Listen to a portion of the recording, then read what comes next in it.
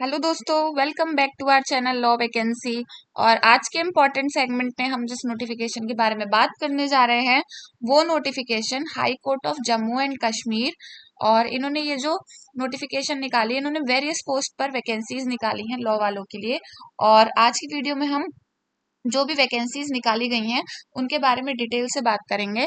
And सबसे पहले इन vacancies का नेचर ये है कि ये परमानेंट बेसिस की जॉब है और इसमें कई वैकेंसीज में फ्रेशर भी अप्लाई कर सकते हैं। तो आज की वीडियो में हम इससे रिलेटेड सारी बातों को डिटेल से जानेंगे। लेकिन उससे पहले मैं एक छोटा सा रिमाइंडर ये दे दूं कि अगर आप हमारे चैनल पर नए हैं और साथ ही में एक लॉ फ्रेशर हैं, एक एडवोकेट हैं, जुडिशरी एस्पिरेंट हैं या लॉ स्टूडेंट हैं या all over India legal field से किसी भी तरीके से रिलेटेड हैं, तो all over India legal field से रिलेटेड जितनी भी वैकेंसीज आती हैं, चाहे वो स्टेट लेवल पे हो या फिर सेंट्रल लेवल पे, उन सबका अपडेट हमारे चैनल पर डेली बेसिस पर दिया जाता है। इसीलिए आप हमारे चैनल को सब्सक्राइब कर लें एंड बेल आइकन को प्रेस कर दें ताकि डेली बेसिस पर जो भी नोटिफिकेशंस आ रही हैं वो आपसे मिस ना हो। तो आइए देखते हैं कि high court of Jammu and Kashmir and Ladakh ने कितनी वैकेंसीज निकाली हैं। तो सबसे पहले टोटल नंबर ऑफ पोस्ट की बात करें तो आपकी टोटल नंबर ऑफ पोस्ट 22 है, यानी कि 22 पोस्ट पर आपकी वैकेंसीज निकाली गई हैं लॉ वालों के लिए। काफ़ी अच्छी नंबर ऑफ पोस्ट है। अगर आप इसमें अप्लाई करते हैं तो एक बहुत अच्छी अपॉर्चुनिटी रहने वाली है। अब हम जान लेते हैं कि कौन कौन से पोस्ट पर और कौन कौन सी आपकी वैकेंसीज निकाली गई हैं। तो सबसे पहले जो पहली पोस्ट है वो है रीडर की पोस्ट और इसमें आपका 4 वैकेंसीज निकाली गई हैं। अब मुझे ये समझ नहीं आ रहा कि इसमें ये ओएम ये कौन सी breakup of post category wise, लेकिन इसमें टोटल आपकी 4 पोस्ट निकाली गई हैं। और इसमें लॉ ग्रेजुएट्स मतलब अगर प्रेस्क्राइब क्वालिफिकेशन की बात करें तो आपके पास लॉ यानी कि लॉ में ग्रेजुएशन होनी चाहिए, चाहे वो 3 साल का एलएलबी हो या फिर 5 साल का। तो law graduate from any recognise university establish by law in India and recognise as such by Bar Council of India. तो लॉ ग्रेजुएट 5 साल 3 साल कुछ भी मैंडेटरी नहीं है, आपके पास दोनों ही डिग्री हो सकती है। उसके बाद जो आपका मोड ऑफ रिक्वायरमेंट यानी कि मोड ऑफ सिलेक्शन जो रहेगा इसमें वो इन्होंने साथ में ही दे दिया है।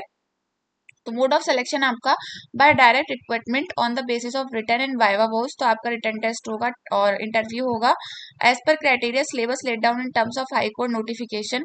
ये आपका जो इन्होंने ये चीज बता दी, आपका सिलेबस आपको यहाँ जाकर मिलेगा, यहीं पर जाकर आपको चेक करना है और वो आपको इनकी ऑफिशियल वेबसाइट www.jkhighcourt.nic.in पर मिलेगा। उसके बाद जो दूसरी पोस्ट है वो सीनियर स्टेनोग्राफर की पोस्ट है, लेवल 7 की जॉब है। 44,900 44,900 से लेकर 1,42,400 यानी कि 1,42,400 आपकी इसमें सैलरी रहेगी। 2 पोस्ट आपकी निकाली गई है और एससी वालों के लिए इसमें 1 पोस्ट है, एसटी वालों के लिए 2 पोस्ट है। उसके बाद इसमें जो आपका क्वालिफिकेशन है वो ये graduation from any recognise university and diploma in stenography recognise by state government. तो आपका ग्रेजुएशन किसी भी सब्जेक्ट में हो सकता है, लॉ में भी हो सकता है। तो और स्टेनोग्राफी का आपके पास इसमें डिप्लोमा होना चाहिए प्लस 6 मंथ सर्टिफिकेट कोर्स होना चाहिए कंप्यूटर एप्लीकेशन में फ्रॉम गवर्नमेंट रिकॉग्नाइज इंस्टीट्यूशन। तो गवर्नमेंट रिकॉग्नाइज इंस्टीट्यूशन से आपके पास कंप्यूटर एप्लीकेशन में 6 मंथ का सर्टिफिकेट कोर्स होना चाहिए। उसके बाद जो आपका सिलेक्शन होगा वो होगा by direct requirement on the basis of English shorthand type writing test, minimum per minute speed of 80 words and 40 words. तो इसमें यह है कि पर मिनट आपको 80 वर्ड्स या फिर 40 वर्ड्स, मतलब आपको 40 to 80 वर्ड्स आपको पर मिनट लिखने आने चाहिए और आपकी जो टाइपिंग स्पीड देखी जाएगी वो इंग्लिश की देखी जाएगी। आगे नेक्स्ट हम जॉब पर चलें तो वो आपकी जॉब है जूनियर स्केल स्टेनोग्राफर की, लेवल 6B की। 35,600 से लेकर 1,12,800 आपकी सैलरी रहेगी। 1 पोस्ट निकाली गई है एसटी वालों के लिए और इसमें वही आपका ग्रेजुएशन हो सकता है किसी भी उससे। तो आपका ग्रेजुएशन लॉ में भी हो सकता है, डिप्लोमा होना चाहिए स्टेनोग्राफी का किसी भी स्टेट गवर्नमेंट रिकॉग्नाइज इंस्टीट्यूशन से और 6 मंथ्स का आपके पास सर्टिफिकेट कोर्स होना चाहिए कंप्यूटर एप्लीकेशन का फ्रॉम गवर्नमेंट रिकॉग्नाइज्ड इंस्टीट्यूशन। और आपको इसमें डायरेक्ट रिक्वायरमेंट के थ्रू रखा जाएगा और आपको इसमें 70 से मतलब 35 से लेकर 70 वर्ड्स पर मिनट आपको टाइप करने आने चाहिए। उसके बाद जो नेक्स्ट आपकी पोस्ट है वो है ट्रांसलेटर की, लेवल 6E की जॉब है। 35,900 से लेकर 1,13,500 आपकी सैलरी रहेगी। 7 पोस्ट निकाली गई है। और क्वालिफिकेशन की बात करें तो इसमें जो पहली क्वालिफिकेशन है, तो अगर आपकी BA with Urdu as one of the subject है तो सही है। फिर उसके बाद सेकंड इन्होंने LLB professional recognised by university of Jammu and Kashmir और यूनिवर्सिटी ग्रांट कमीशन। और फिर उसके बाद आपका proficiency in computer with computer typing speed of not less than 30 words per minute.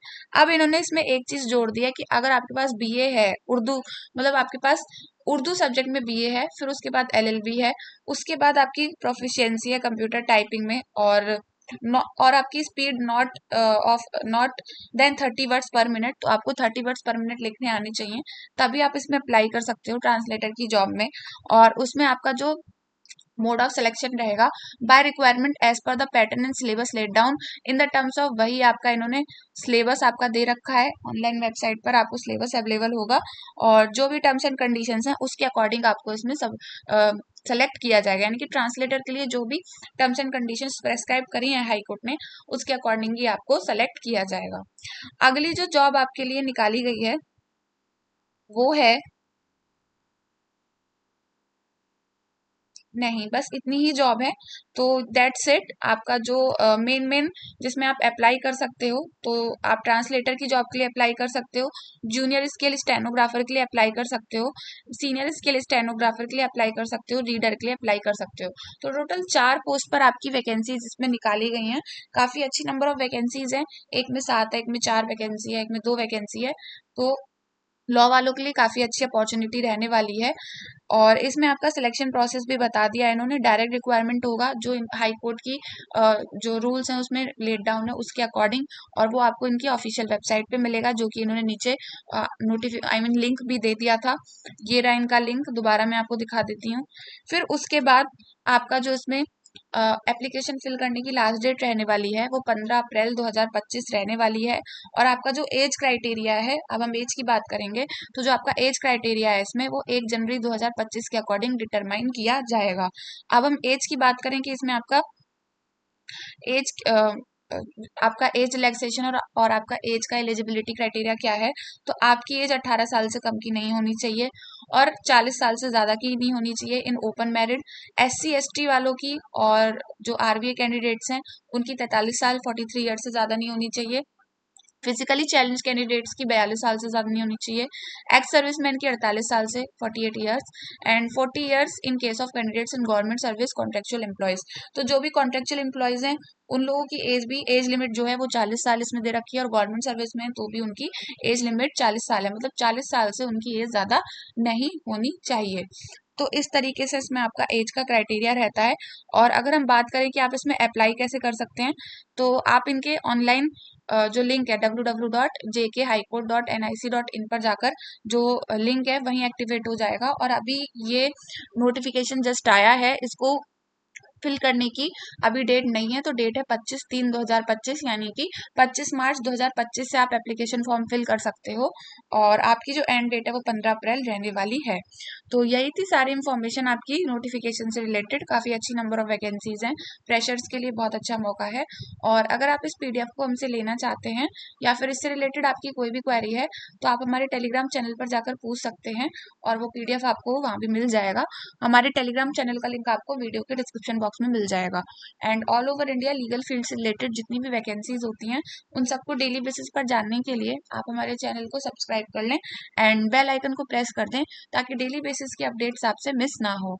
तो मिलते हैं नेक्स्ट वीडियो में नेक्स्ट नोटिफिकेशन के साथ। Thank you for watching.